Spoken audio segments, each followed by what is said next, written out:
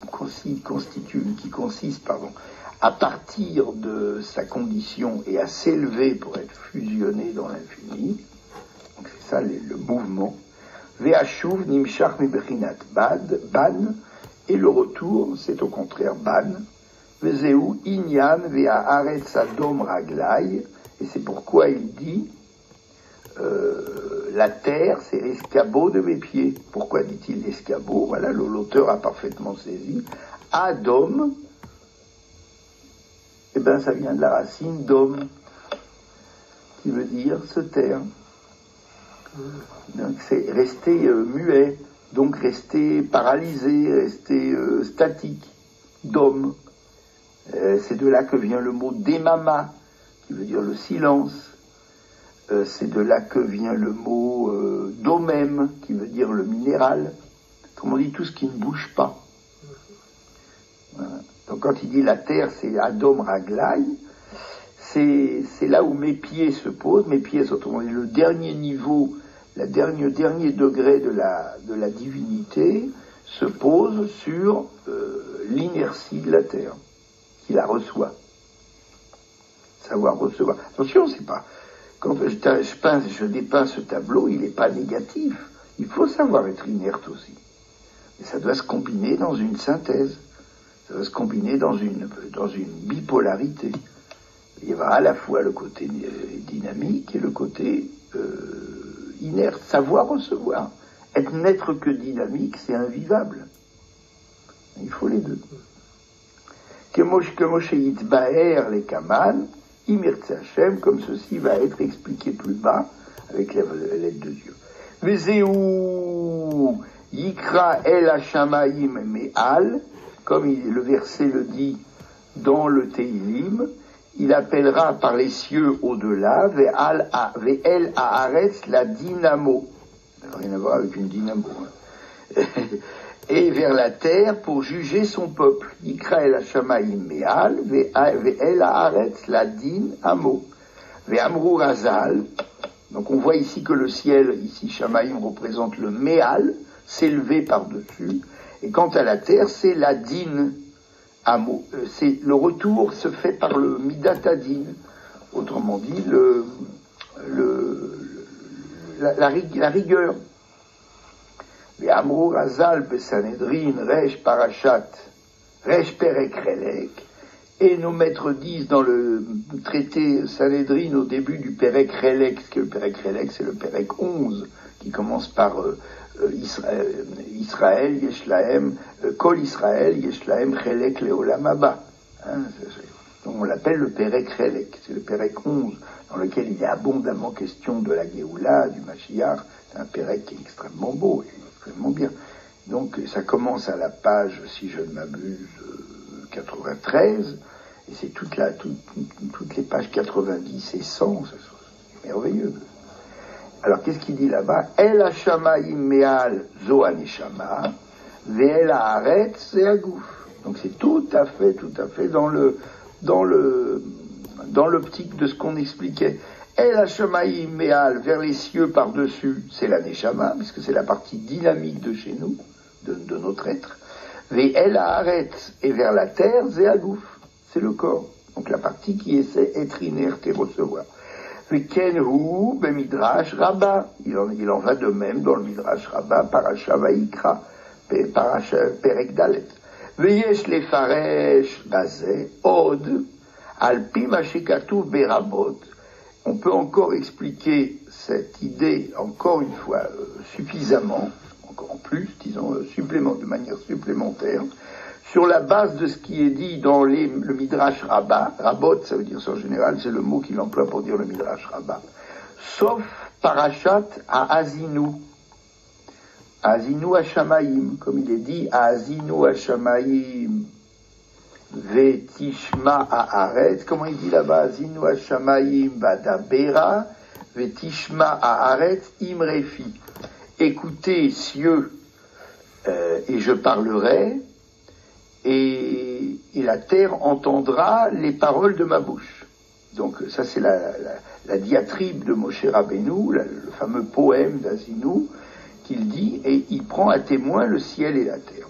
Alors là-bas, précisément dans le Midrash Rabbah, le Midrash, comme vous le savez, c'est un texte qui a pour vocation d'interpréter symboliquement. Le Midrash, c'est un trésor magnifique, parce que à l'intérieur du Midrash, sous une forme comme ça volontairement poétique, allégorique, ce sont des grands secrets de la Torah qui sont cachés.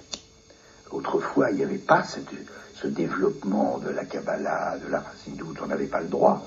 Quand je dis autrefois, il y a plusieurs centaines d'années, on n'avait pas le droit de développer comme ça. C'était assourd. On considérait que c'était pas le kavod de Dieu de déballer comme ça cette description des sphirotes, des olamot, et des choses comme ça.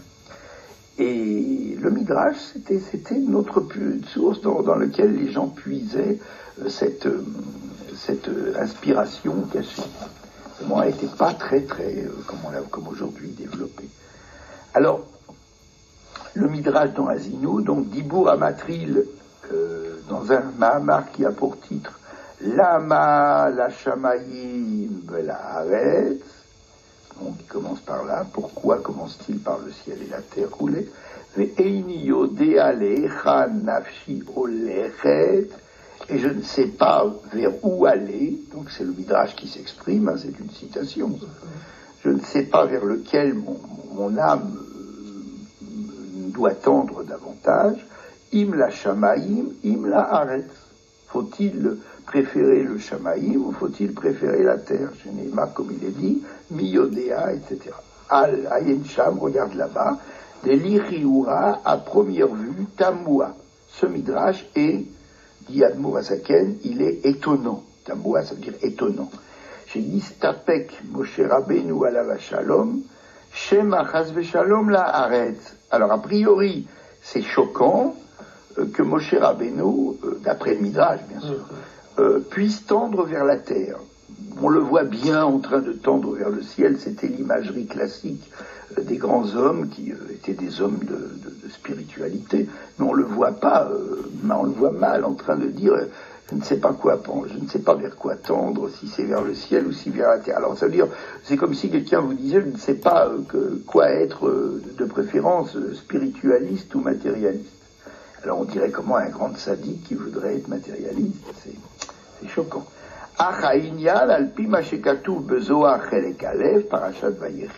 Mais on va le comprendre d'après le Zohar, sur la première partie du Zohar sur Vayechi. La première partie en général c'est Bereshit Shemot, donc sur Vayechi, où il dit là-bas Tlat Nishmatin Inun Choulé. Alors il redit ce que nous disions là-haut. Il existe donc trois degrés dans l'âme. Ad ke gufa de iu ma'ana le nishmata, jusqu'à un degré de la neshama qui est considéré comme le corps de la neshama. Donc nous, ça ne nous étonne pas. Vous voyez, 3 degrés, on l'a vu. Ve'amechuvan she'al yedei yichud zun nimshachin bet bechinot be'aneshama.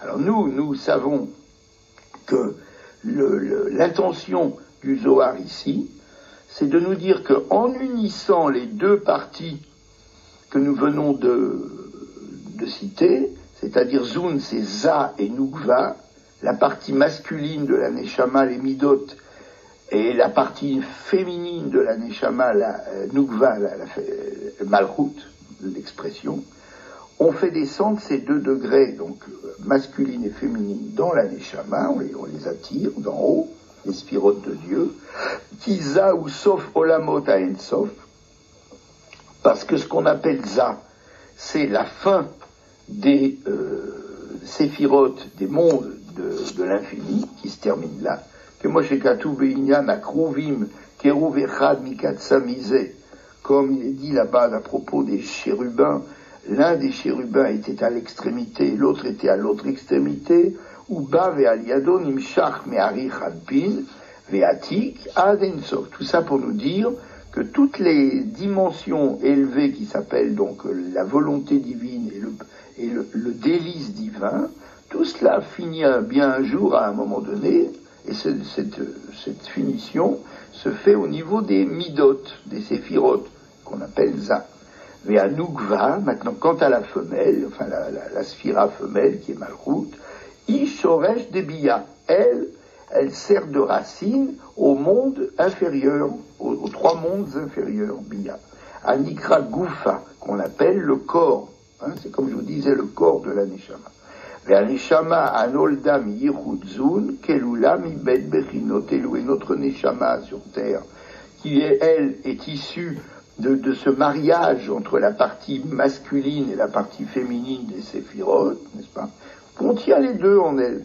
Ve'ainu inyan ma'uban, donc les deux qu'on a rappelés là-haut, ma'uban. Shehem zun, anikraim, ou anikret, shamaim va'aret. Donc on les appelle, alors quand Moshe Rabbeinu dit je ne sais pas si je vais tendre vers le ciel ou vers la terre, ça veut dire je ne sais pas si la polarisation vers le ciel, vers les séphirotes est émotionnelle, dynamique et la meilleure, ou si c'est la polarisation vers la séphira, je dis pas d'inertie, mais enfin de réception, d'obéissance, d'humilité, de soumission, je ne sais pas. Donc c'est bien, c'est pas du tout une déclaration de matérialisme. Vezeu she'aneshama yeshba gamken bechinot shamayim ba'aretz. Dans la neshama, il y a les deux. Et ça, c'est toute la force du judaïsme, c'est qu'il a su deviner la synthèse, enfin grâce aux prophètes, grâce à nos maîtres, deviner la synthèse des deux dimensions, là est la vérité. Et nous ne tendons pas plus vers l'une que vers l'autre, mais au contraire vers les deux ensemble. Et ça, aucune des religions n'a offert ça à ses adeptes. Ou bien c'était le nirvana, l'attention vers la dissolution, l'annulation, la néantisation dans l'illumination suprême, comme le bouddhisme, ou même comme le christianisme, faut dire la vérité. Ou bien l'abandon de certaines parties de la vie dans la main de César, autrement dit de dire le royaume de la terre, après tout, c'est un royaume mauvais, donc un jour ou l'autre on va les juger, c'est ce que disent d'ailleurs toutes les religions. Et donc la plupart des gens qui en avaient assez de la mainmise, de la dictature des religions spiritualistes sur l'être humain, se sont dit, après tout, peut-être qu'il est bon de relâcher un peu notre religiosité et de nous laisser aller au plaisir corporel. Ou alors il ne disait rien du tout, mais il le faisait quand même, il n'en pensait pas moins. Il le faisait quand même d'une manière coupable, honteuse, d'une manière jusqu'à ce qu'il n'ait plus honte du tout, comme le monde d'aujourd'hui. Mais en vérité, le judaïsme a su dire, non, il n'y a pas le choix. On n'est pas obligé de choisir de manière drastique entre l'une et l'autre, puisque le judaïsme contient les deux éléments. Ve'ainu bechinat ma'uban, o makifin upnimim yechida vechaya venaran. Ou bien on peut l'appeler ma et ban, ou bien on peut l'appeler makifim et pnimim, makifim voulant dire transcendant et pnimim immanent, ou bien on peut dire yechida chaya, les parties transcendantes de l'âme, et naran, nefesh ruach neshama, qui est la partie profonde de l'âme, la partie consciente. Donc l'inconscient et le conscient vécus ensemble, réconciliés. Asher bechinat naran, nikret gouf, le gabechaya yechida, comme on a vu, que les trois parties inférieures de la neshama, c'est-à-dire nefesh ruach neshama, sont appelées gouf, sont appelées le corps par rapport aux parties transcendantes. Chaya yechida. Ve'ine yesh neshamot elionot, she'ikar aneshama miza anikret shamayim. Il existe des âmes élevées qui tendent principalement vers le ciel, autrement dit vers Ça. Ou ketzat ve'amalchut anikret eret, mais quand même ils ont une petite implantation. On ne peut pas vivre comme un feu de paille, Donc une petite implantation dans la partie appelée la terre, parce qu'effectivement ils sont humains aussi, ils pratiquent aussi des mitzvot. Yesh les hefer, il existe d'autres âmes dont le ikar, la principale implantation et activité se fait dans la partie terrestre de l'âme, et qui ont quand même, ils doivent quand même avoir, parce qu'elles ont le Shabbat, ils doivent quand même avoir une partie de spiritualité élevée. Que Moshe Katou, Mikdash Melech, dans un commentaire du Zohar qui s'appelle le Mikdash Melech sur Bereshit. Vezeaya Anvutanuto de Moshe, Et là, on peut comprendre l'humilité de Moshe, chez Nistapek Me'eze Mishnei Bechinot Anal, qui disait douter, ne pas savoir vers lesquelles des deux dimensions il tendait, il était plus. Est-ce que je suis plus un comme ça, de ce côté-là, ou qu'un de ce côté-là? Ou Ikar Nishmato, où est l'essentiel de mon âme? Ou Behemet Shoresh Nishmato Milmala Mala Ayen Sham Berabot, et en fait, l'origine de l'âme de Moshe, il va être froid votre thé. L'origine de l'âme de Moshe, en fait, était Mala Mala, c'est-à-dire beaucoup plus haut que le choix entre les deux dimensions, qui est un choix en fait artificiel, on n'a pas à choisir.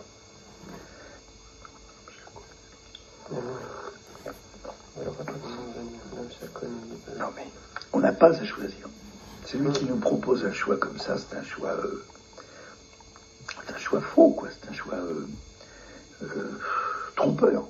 On n'a pas, ou trompeur ou inconscient. Nous n'avons pas à choisir entre les deux dimensions.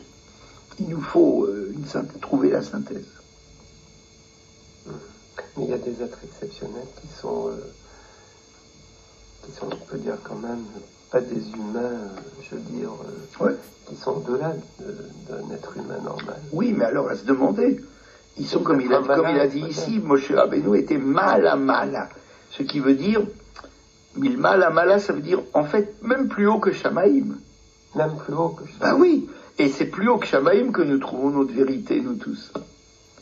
C'est pas plus Shamaïm que Est, c'est plus haut que Shamaïm. Alors maintenant, de savoir que les uns avaient un habillage qui était moins terrestre que les autres, oui, mais ça c'est rien, c'est une question d'affectation, c'est une question de fonction. Quelqu'un qui a une fonction comme ça, il ne va pas en tirer gloire, et quelqu'un qui a une fonction de l'autre côté ne va pas non plus en tirer honte, gêne. Chacun a une fonction différente, mais ça n'a rien à voir. Notre point d'ancrage, il est plus haut que les deux dimensions. Donc c'est ce qu'il faut retenir. On va faire le Kitsour. C'est pour ça que l'Éternel dit le ciel est mon trône et la terre l'escabeau de mes pieds. C'est pareil, j'ai besoin des deux. Kitsour. Ou kedei sheyiyanim chartosefet oranal. Et pour. Excusez-moi. Vous avez dit que nous-mêmes, nous étions ancrés au-dessus du ciel. Ouais, nous devrions. Le trône de Dieu se situe au niveau du ciel. Ouais. Et. Mais ce n'est qu'un trône. Donc... Ça baisse. Ça baisse, un trône. Ah, il s'abaisse. Ah oui. Ah oui. Ça baisse.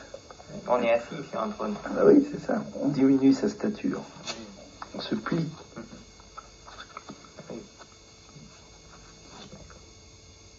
Ah non, c'est une idée parfaitement simple et claire.